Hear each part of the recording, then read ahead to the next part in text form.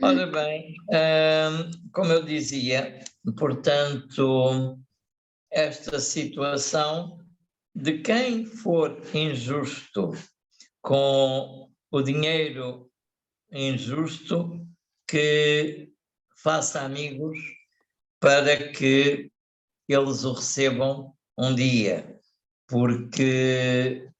E depois explica tudo isso. Ora, isto quer dizer exatamente que é necessário saber agir e, portanto, que as riquezas injustas não são de grande valor e que esses amigos granjeados por essas riquezas também não sabem ser fiéis devidamente no tempo, porque quando se descobre as coisas eles querem é fugir do assunto e pôr-se de lado, como a gente sabe. Esta lei tem duas formas de ser considerada. A primeira é a lei da prudência e da astúcia, que é aquela lei que está em vigor ainda no nosso mundo. Portanto, vemos o tráfico de influências, etc., toda a situação injusta a dominar, que é tudo aquilo que faz a gestão e a administração dos bens terrenos. Portanto, os bens terrenos não são geridos e administrados por gente honesta, porque têm todos eles proveniências ilícitas. E, por isso, os homens terrenos são chamados precisamente para concederem favores sobre os bens a todos aqueles outros. Por conseguinte, estamos a ver exatamente o ramo em que se movimenta a política, a banca, etc., etc., todos os interesses. Tudo altamente comprometido, não há um único que seja honesto. Porque mesmo sendo, quando entrar no sistema deixa de o ser.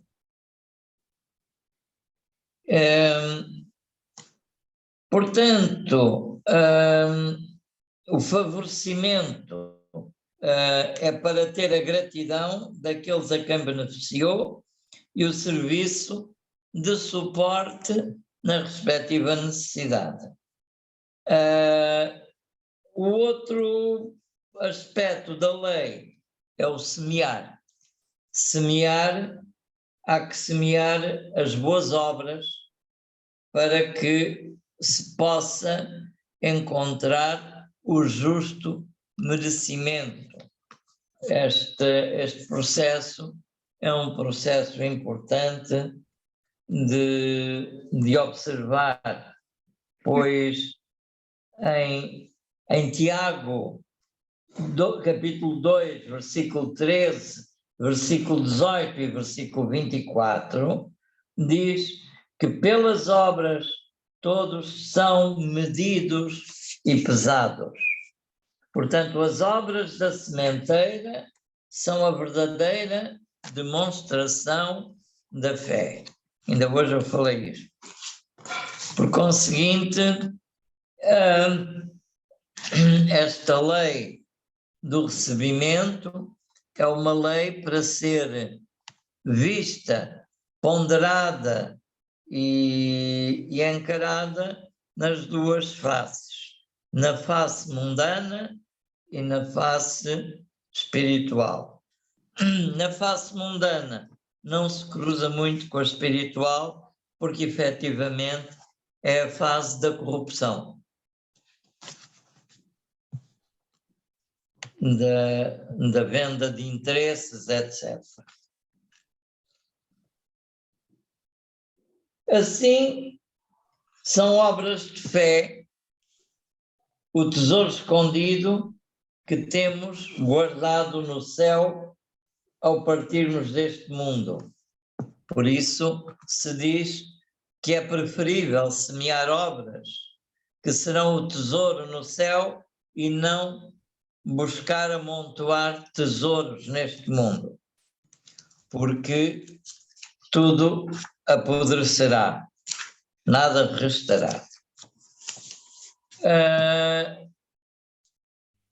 É importante ver-se como devemos, em retidão, afastar-nos destes processos de políticas e encaixes em situações de comprometimento, favor, dívidas de honra e coisas assim, porque são sempre os pontos onde nos pegarão. Se alguém quiser ser isento, que nunca receba favores de alguém corrupto, porque um dia lhes cobrará.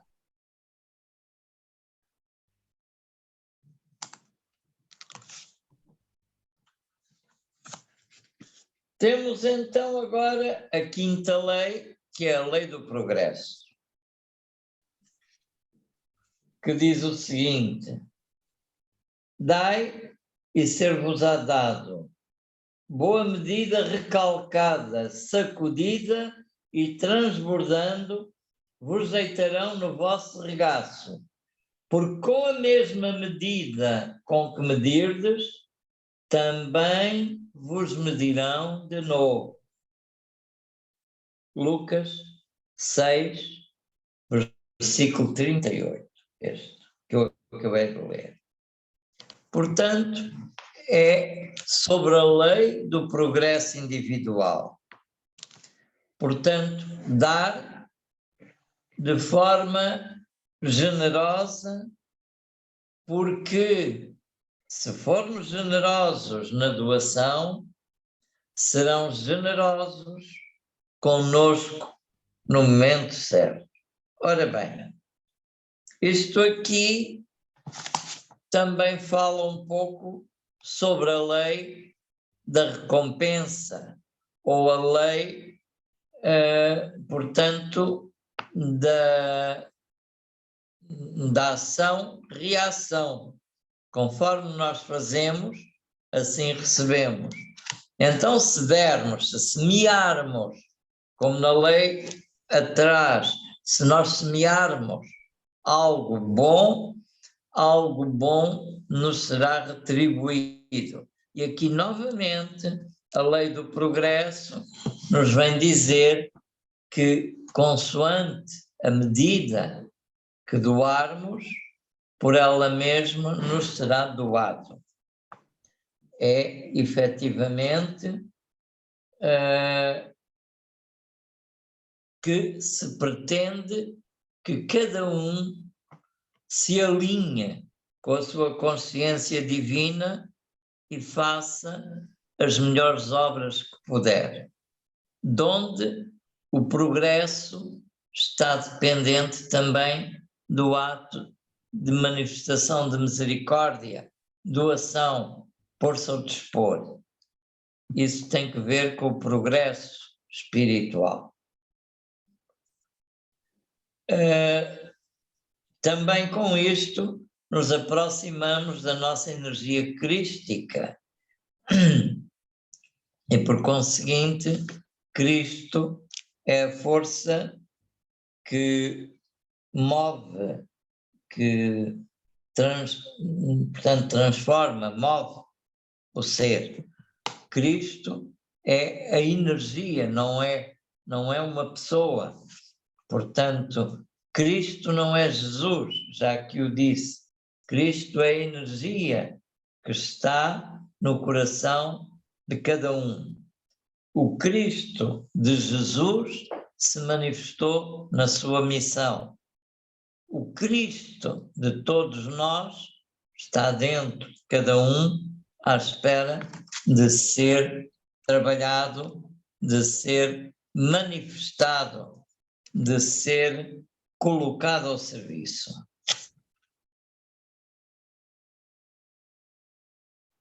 Então, o amor deve ser colocado na sua prática incondicional, ou seja, ser generoso de uma forma sem limites. Nunca pôr limite à generosidade. Portanto, dar em abundância aquilo que nos pedem. E quando falamos em dar o que nos pedem, curiosamente, alguém já me disse isto que eu vou repetir. Eu adorava ser rico ou rica para poder fazer muito bem às pessoas. E, entretanto, fica-se por aí. Ou seja, vamos esperar ser ricos para poder fazer bem às pessoas. A generosidade nada tem a ver com a riqueza, nem com a abundância de coisas materiais.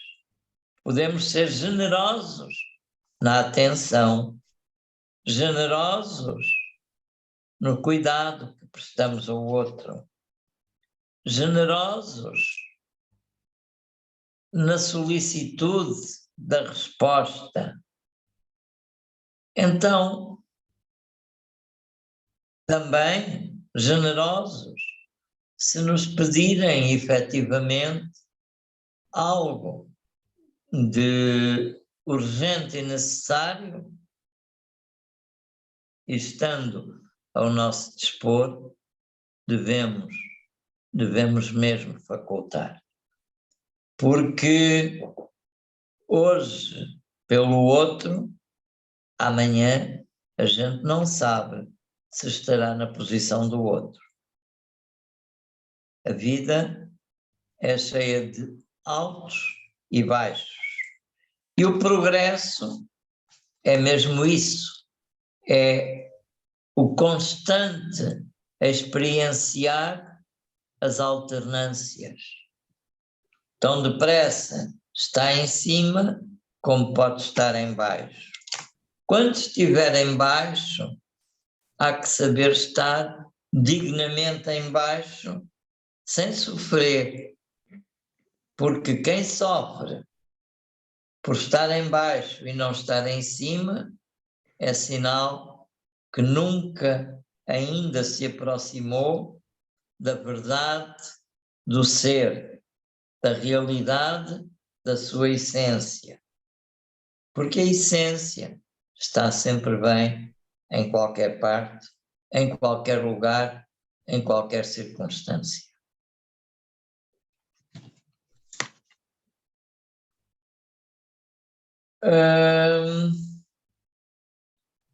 Aqui no livro eu falo que, exatamente, que o alcançar a perfeição é efetivamente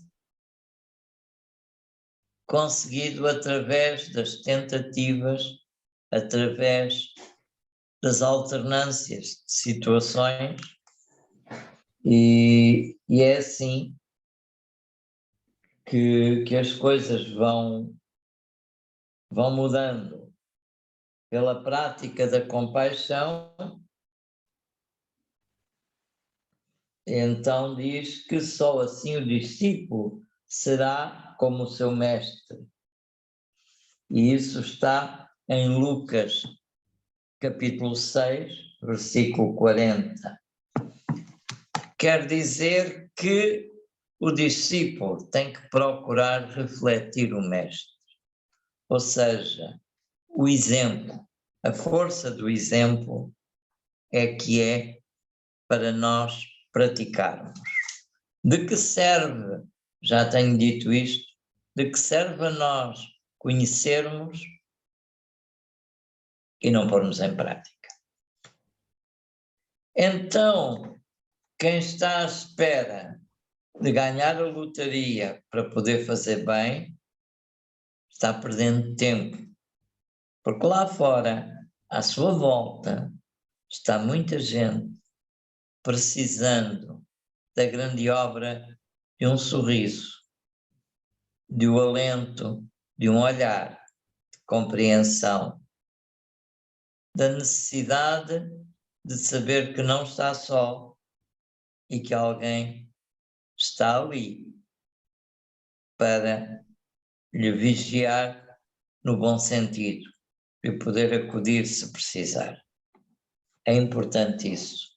É importante ter todo este tipo de consciência. Depois temos a sexta lei, que é a lei da compensação. Atenção, a quarta lei era a lei do recebimento. A quinta, a lei do progresso, e a sexta é a lei da compensação. E diz o seguinte: neste caso, vamos para o apóstolo Paulo, na sua epístola aos Gálatas, capítulo 6, versículo 7, diz o seguinte: não erreis, Deus não se deixa escarnecer, porque tudo o que o homem semear, isso também ceifará. Ou seja, a colheita será conforme a sementeira. Não penseis que se pode enganar o Supremo. Nada do que se faz é deixado em vão, pois tudo fica registado. É o chamado registro acástico. Tudo fica registado, todas as obras, todos os pensamentos, tudo fica registado de nós. Então, não vamos poder enganar de forma alguma, e conforme agirmos, pensarmos, conforme medirmos, com a medida com que medirmos, seremos medidos também. Ou seja, por aquilo que fazemos, por aquilo que plantamos, receberemos. É muito importante, e esta lei do LIS é uma lei que promove a que a mente seja purificada para que a obra semeada seja dadora de belos frutos. Basicamente é isto. A lei anterior, a lei do progresso, dá-nos a entender que Cristo é a força que move e transforma.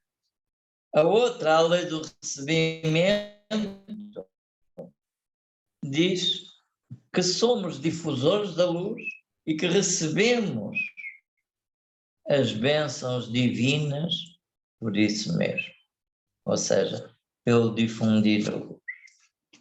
Porque se formos injustos e lidarmos com fruto das injustiças, efetivamente teremos algo a recolher que não será tão bom assim. E vamos agora passar à sétima lei, que é a lei da não resistência. Vamos a Mateus, ao capítulo 5, versículo 39, e diz: eu, porém, vos digo que não resistais ao mal. Atenção a isto. Eu, porém, vos digo que não resistais ao mal, mas qualquer que te bater na face direita, oferece-lhe também a outra. é algo que já conheceis, algo já bastante falado muitas vezes nas igrejas. Ora bem,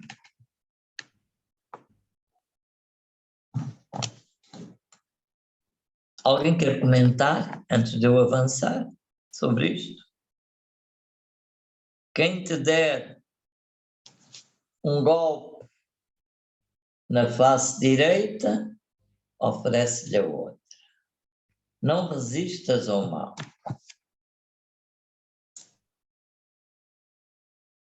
Vamos a ver quem mata quem. Porque se nós respondermos da mesma moeda, iremos entrar no mesmo sistema. Uma resposta. Mais alguém tem algo para dizer? Por favor, digam, falem, não tenham receio. Eu julgo que quando nós recebemos algo que não gostamos, ou gostamos ou menos, mas para lá, não, que não gostamos, e falo por experiência própria, que ficamos assim, e que nós pensamos que não merecemos, aí a questão é essa, porque a gente pensa que somos sempre melhor que o outro. Nós pensamos porque esta injustiça para comigo. E reportando-me à minha pessoa, eu consegui fazer esse trajeto, tem sido já um bocadinho longo. Portanto, cheguei à conclusão que aquilo que nós recebemos, que nós semeamos, recebemos. E quando eu recebo algo que não gosto muito, eu interiorizo que eu já fiz, consciente ou inconsciente, já fiz essa pessoa aquilo que não devia ter feito. E, portanto, julgo eu que é essa a cara que o Dr. Carlos está a repetir-se. Portanto, é este o meu sentido. Portanto, eu então digo, Nilza, se recebestes, é porque merecestes. A partir daqui, não tens que pensar, o assunto está saldado e caminha cada vez melhor em não fazer mais nada aos outros que tu não gostes. É assim que eu penso, não sei se estarei errado ou não. Ok, obrigado. Mais alguém tem alguma coisa a dizer?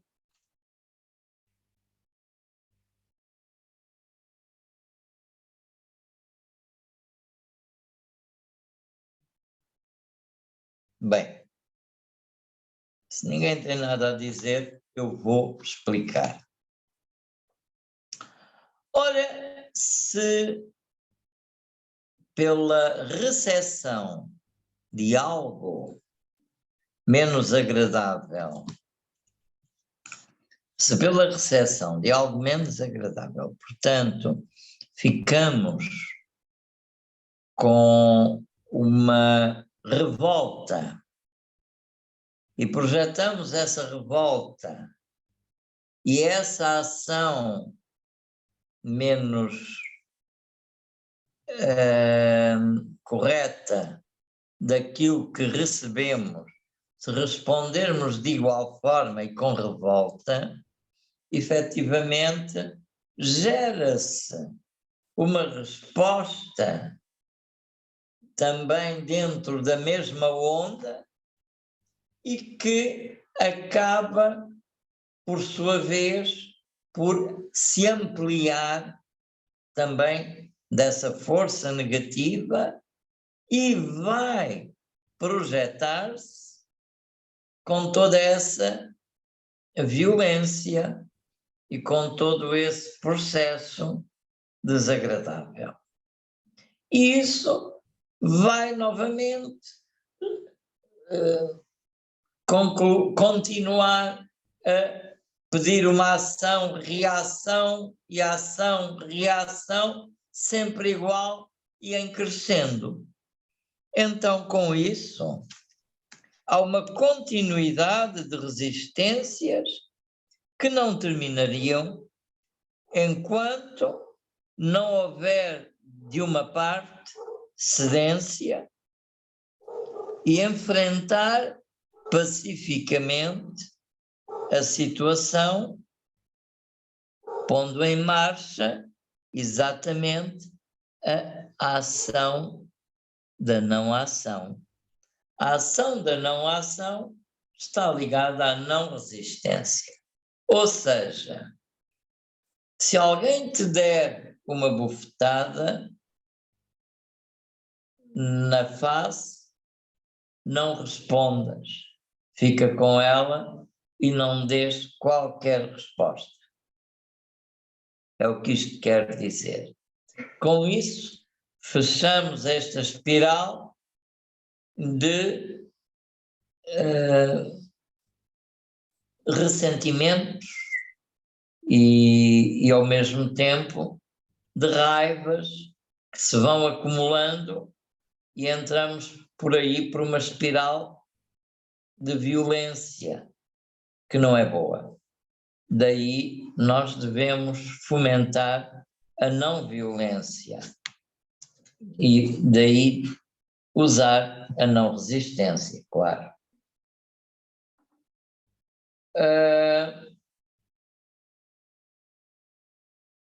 Portanto, é preciso a unidade, a unificação. Há que ver o mal como um aspecto da ausência do bem. Ou seja, não reconhecer o mal como mal, mas sim uma ausência do bem. Então a única forma de conseguir parar o mal é preencher a ausência do bem com o bem. Apenas isso.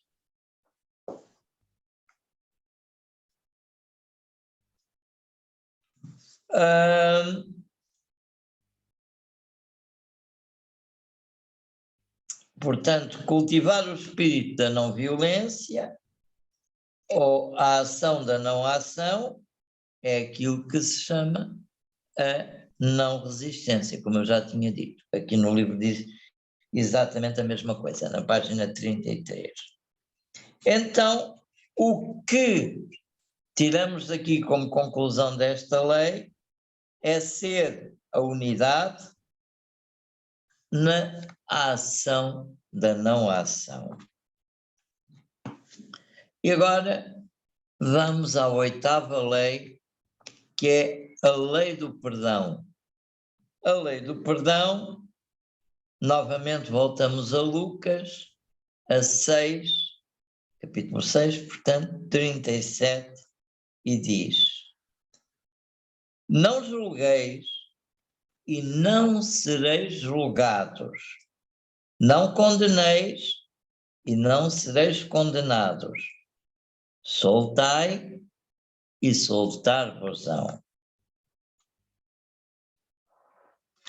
Esta lei, que é a 8ª lei, a lei do perdão, ela, por sua vez, está implícita na 12ª lei do Luís, que é a lei do amor. Está associada à lei do amor. E, portanto, a lei do perdão é fruto da compreensão que advém da prática do amor. Portanto, é necessário praticar o amor, trabalhá-lo constantemente, de maneira a que aquilo que nos façam de menos agradável não fique como ressentimento. Quem normalmente se ressente daquilo que o outro não lhe fez e se ofende, é como um caminhante que vai pela estrada e leva um saco às costas, um saco vazio. Porém, na primeira situação que lhe fazem e se ofende, ele fica ofendido. E então, para se lembrar dessa ofensa, pega numa pedra do caminho e põe no saco. E vai seguindo com a pedra no saco, que é o ressentimento. Mais adiante encontra outra pessoa que lhe faz algo e que o ofende de novo. Para ele é que se ofende. E então vai novamente colher uma pedra e mete no saco, que é para não esquecer. E assim sucessivamente. Vai caminhando, levando o saco às costas com as pedras. Ao fim de umas quantas voltas, o saco já vai cheio de pedras e já não vai facilmente. Já vai assim, curvado para a frente e com dificuldade de andar. Porque são tantos os ressentimentos e os processos recalcados que tem que vai dificultando a caminhada pelo seu processo da vida. Até que, mais umas quantas à frente, ele já vai quase que não pode. Então, um amigo diz-lhe: o que é que se passa contigo? Qual é o teu problema? Por que é que não caminhas? E ele diz: eu não posso caminhar quase, por causa deste saco de pedras que levo. Arrasto comigo este saco. E o outro diz: mas para que é que arrastas o saco? Solta o saco e caminha. Tão simples como isto. Então, a lei do perdão é a lei do saco de pedras. É a lei do saco de pedras. Há algo também parecido um bocadinho, mas de outra forma, comigo numa das minhas iniciações no Tibete, o mestre deu-me uma pedra e mandou-me, deu uma pedra, pronto, simplesmente. Eu guardei a pedra e depois, mais tarde, deitei-a fora. E, portanto, deitei-a fora uma altura em que, como eu estava num planalto, estava na montanha e fui à zona do vale, então, este lá no Tibete, eu deitei fora a pedra na zona do vale. E arrumei o assunto. Passaram-se uns largos dias e o mestre pediu uma pedra. E eu disse que não a tinha, que a tinha jogado fora. E ele então mandou-me ir buscá-la. Ora bem, lá vou eu, 2.000 metros abaixo, descendo a escarpa da montanha, lá vou eu por ali abaixo, para ir ao vale, para encontrar a pedra. Isto foi por altura de março, estaria a começar o degelo. E eu fui por ali fora e encontrei uma pedra mais ou menos parecida e lá vou eu, 2.000 metros para cima, para entregar a pedra. Entrego e ele diz: não é essa. E lá vou eu outra vez, 2.000 metros para baixo, e trago outra pedra, 2.000 metros para cima, e cheguei lá, e não é essa. E assim sucessivamente, e assim sucessivamente, e assim sucessivamente. Está esta experiência está escrita no meu livro Não Estamos Sós, que eu narro a história da pedra. Depois de eu já estar arrasado, já não conseguir tanta subida, descida, que não era fácil. Chego lá acima e já não tenho forças para entrar na caverna, porque o templo do mestre era dentro da caverna e desfaleço à entrada. Estava bastante frio ainda no Tibete, tudo gelado, e o mestre ordena que ninguém me vá ajudar, que me deixem ficar. E eu lá fiquei a congelar, à espera, até que mais tarde, já semi-congelado, lá me consegui meter para dentro da caverna e fiquei assim num torpor lá, entre o calor das brasas, portanto, das lamparinas de manteiga de iaque. E por ali fiquei, até que no dia seguinte o mestre me pediu a pedra e eu lhe dei a pedra. Mas aqui a história da pedra é outro caso. Não foi recalcamento, não foi nada disso. Foi não valorizar a pedra. Aqui é o contrário. Aqui eu tinha que ter guardado a pedra, mas eu joguei fora a pedra. Então o mestre disse-me que, tal como eu fiz, a vida é feita de tentativas, de falhas, recomeços, tentativas, frustrações, recomeços, mas que o importante é o espírito de luta, é o espírito de continuidade, é o espírito de não desistir para conseguir alcançar o que pretende. Isto é uma grande lição no aspecto espiritual.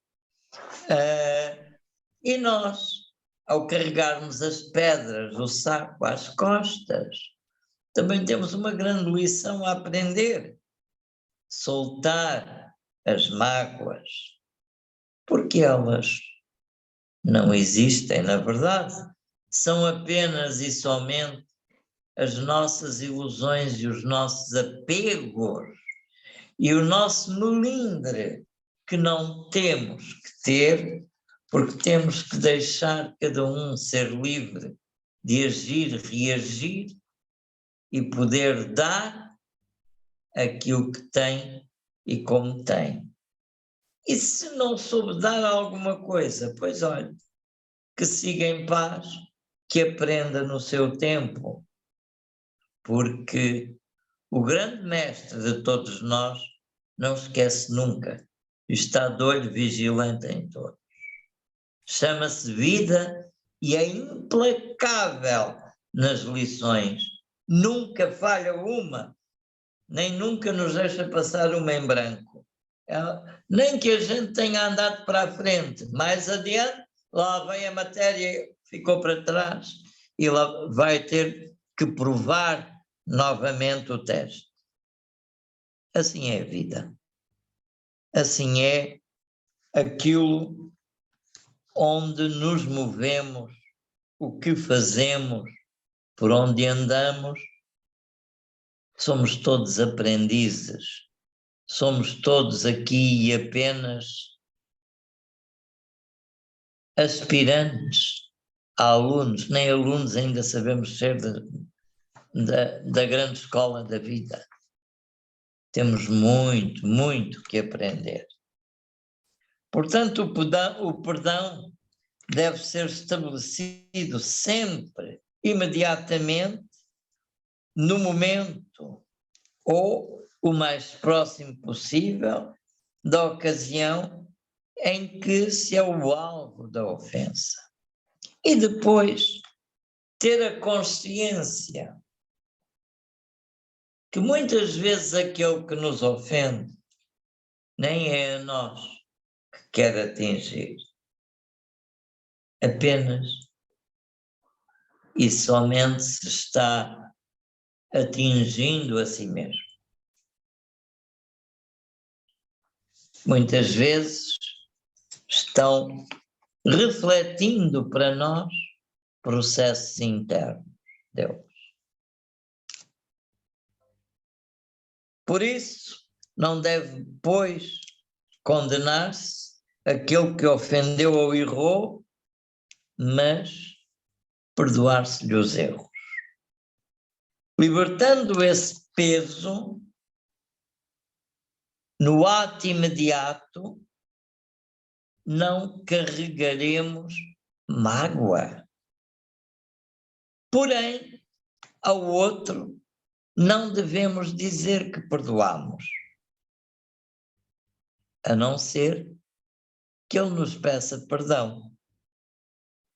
Por quê?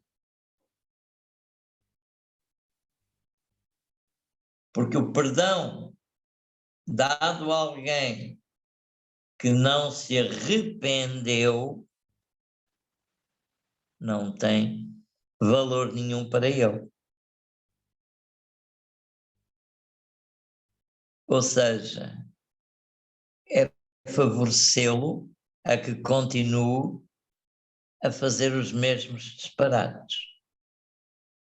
Porque se faz algo que pode ser um agravo a alguém, e se não toma consciência disso e não se arrepende desse ato, mas sempre que o faz, o outro ou os outros lhe vão dizendo que está perdoado, vai ficando como um vício e continua, porque para ele essa pessoa é normal. Então o perdão verbalizado só deve ser doado a quem se arrependeu e nulo pediu. Mas nós, para não arrastarmos pesos, devemos já, logo no ato da ofensa, ter perdoado imediatamente. Primeiro libertamos-nos a nós e pela ação, que é o karma é a ação, estamos imediatamente a ajudar o outro, libertando-o do peso da culpa maior. Mas quando a consciência o acusar de que fez algo que não devia ter feito e se arrepender, então venha a nós e nos peça perdão e a gente, com um sorriso, lhe diz que está tudo perdoado e que não há nada a que se manter, portanto, pesaroso, porque isso já foi sanado. É o ato mais correto. E agora vou falar de mais uma, que é a lei do sacrifício. Porque sequencial ao perdão vem a lei do sacrifício. Mateus, capítulo 7, 14. E porque estreita é a porta e apertado o caminho que leva à vida, e poucos há que a encontrem.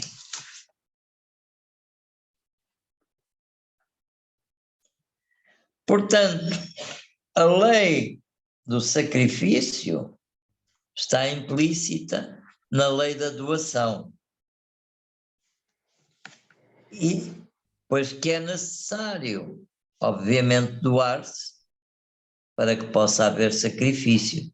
Não há sacrifício sem doação. Portanto, tem que haver uma consciência prévia e um ato de doação que outorgue a validade desse sacrifício. Senão, de nada serve. O espírito de sacrifício está sempre assente num quadro de ascese. Quando nós queremos alcançar a iluminação quando queremos alcançar a libertação da matéria e das coisas pesadas, nós começamos a sacrificar aquilo que gostamos, aquilo que nos rouba tempo e que por vezes nos adormece a consciência e não nos deixa chegar aonde queremos ou aonde precisávamos. Então há que começar a jogar fora determinadas coisas para que possamos ser legítimos na doação, legítimos na pretensão do que obtemos. Então, esta lei é o caminho da descoberta, é o caminho do encontro, é o caminho de reconhecer o Cristo em nós. E o Cristo é realmente uma pertença de todos nós. Não é um ser, como eu disse, é uma energia, um estado de alma, um estado de consciência. Muitos já vão conseguindo tocar esse estado, mas como ainda as densidades não estão devidamente apuradas na parte de libertação, esse estado vai vir, toca-se e foge até esperar uma nova forma de entrar. Daí que é necessário uma constância, um trabalho interno de vigilância, uma ascese pela renúncia, pelo sacrifício, pela doação e pela entrega, a qual tem que ser verdadeira. E com isto eu vos digo que é necessário praticar este sacrifício para poder chegar ao templo interno que nos espera. E também é perdoando que encontramos o amor e a luz da compaixão. E tudo isso é um caminho para chegar. E por aqui me fico. Por agora, acabando na 9ª lei, só faltam 3 que a gente irá abordar rapidamente na próxima semana e que até iremos ter tempo de falar de outra coisa ou outras coisas associadas.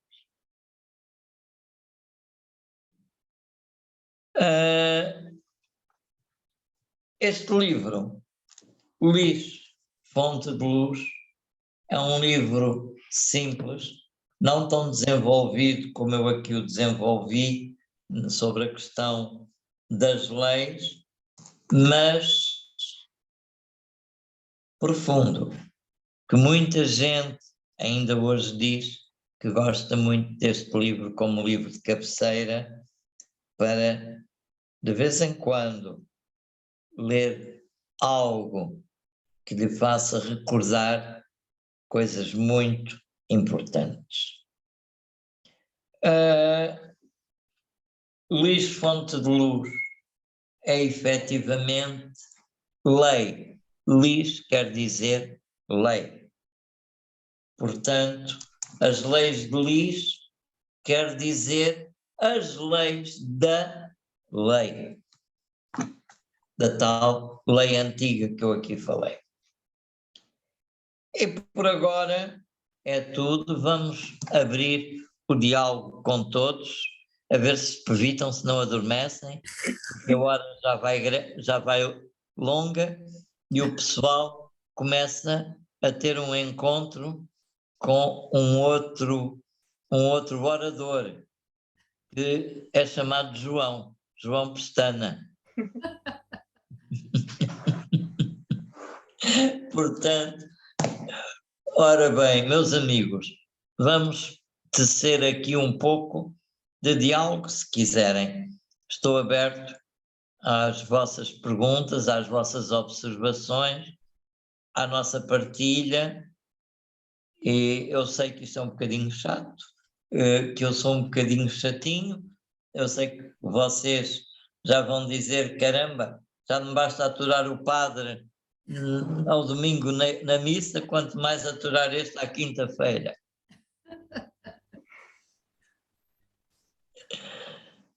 Portanto, o sugerido seria nós analisarmos uma lei por dia, por exemplo, não é? Exato. Vocês, eu julgo que têm o livro Luís Fonte de Luz. Estas leis são importantes para serem meditadas, consideradas, trabalhadas. Basicamente, cada lei é uma porta, é um portal que a gente tem que trabalhar. Temos que ir lá. Claro que no livro não está apresentado da maneira que eu aqui apresento, mas dá muitas hipóteses de nós podermos ter a nossa própria interpretação. E cada vez que analisamos a lei, outro aspecto da interpretação nos surge. É por isso que dizem que é um livro de cabeceira que sentem necessidade de vez em quando de ir lá e ver novamente, porque, regra geral, quando recebemos um livro novo, o que é que fazemos? Começamos a ler desde a primeira página e vamos para aí fora até tentar acabar o livro. Se possível, ficar dia e noite a ler o livro até chegar ao final. E alguns ainda costumam fazer uma determinada coisa, que é saltar para as páginas finais para ver como é que acaba o livro, ainda antes de lá chegar. Muita gente faz isso. Mas este livro, se lido de uma ponta à outra, é interessante, e assim deve ser feito, como se faz com qualquer livro. Mas depois é a altura de começar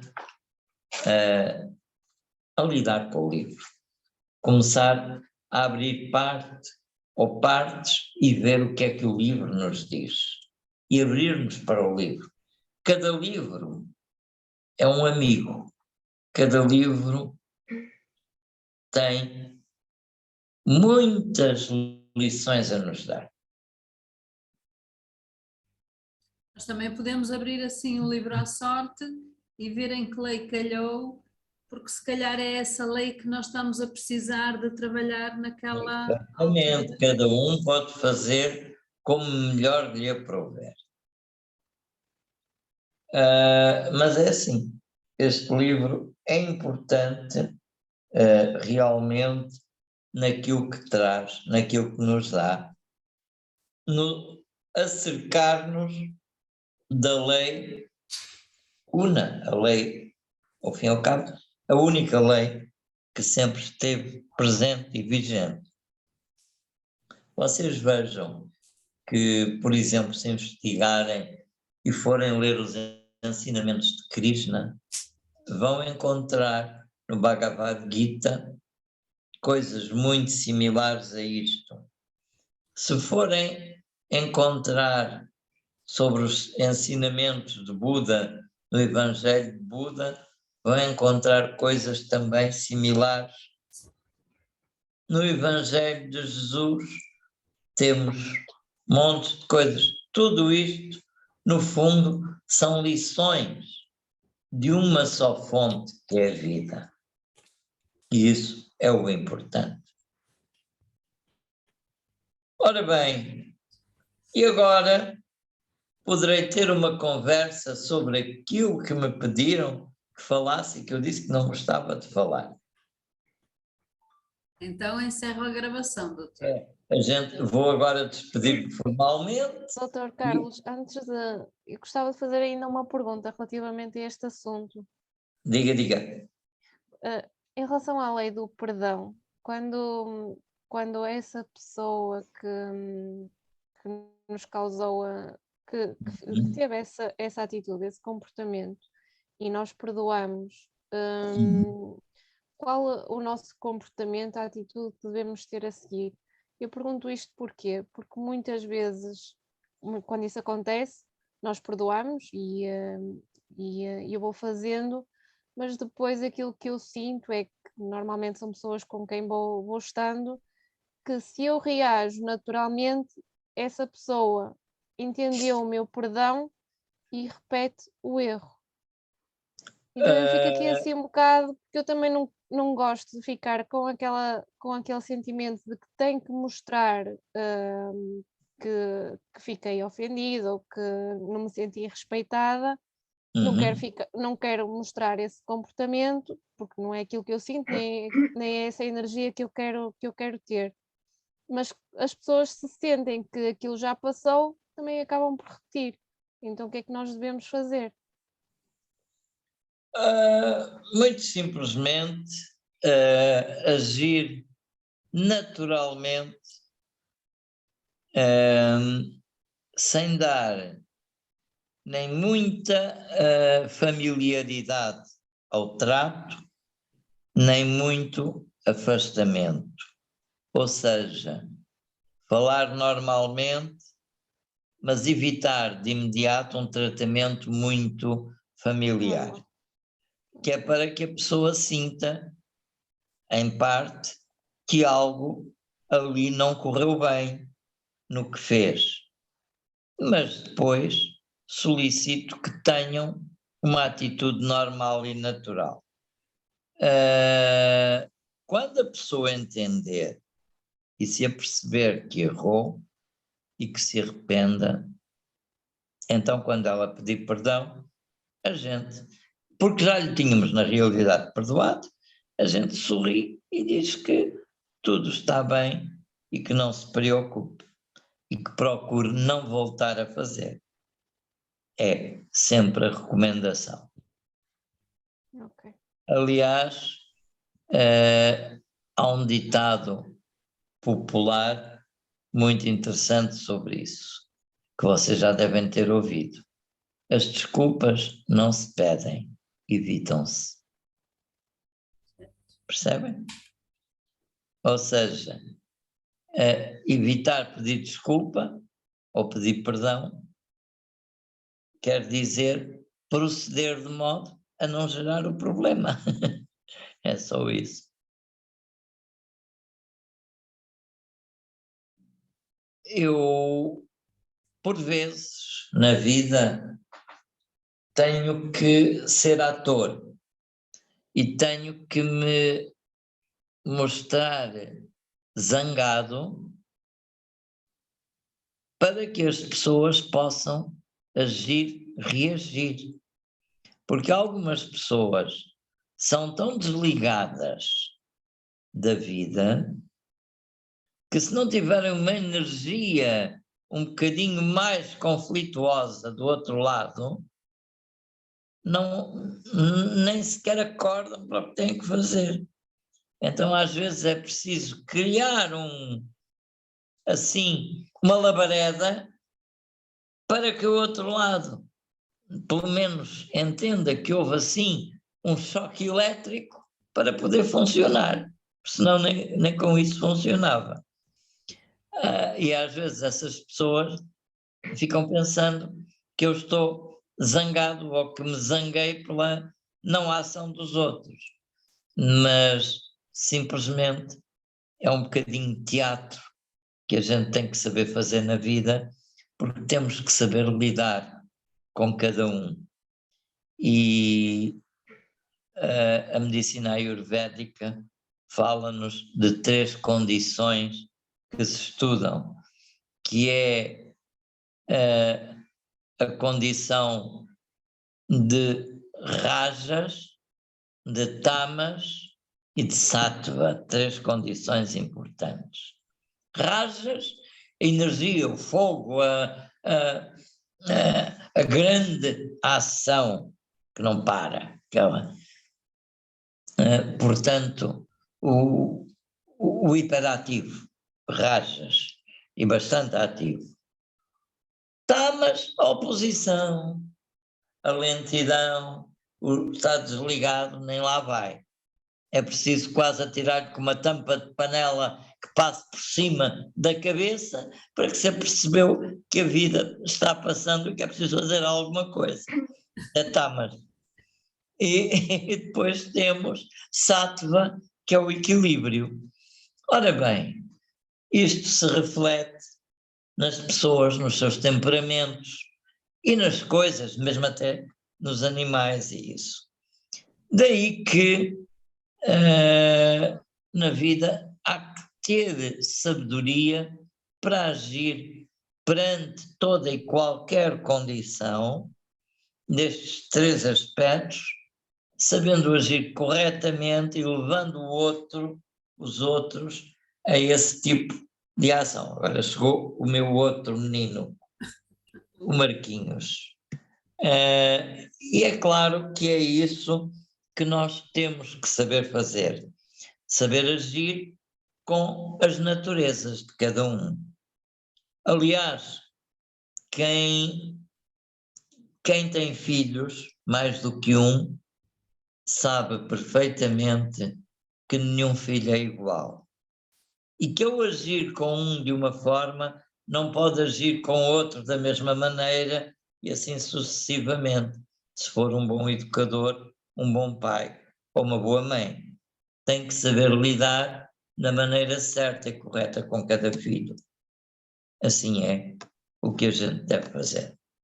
Ora bem, vamos então passar à nossa privacidade. Não sei se já tinha passado. Ainda não. Ok. Portanto, boa noite. Boa noite.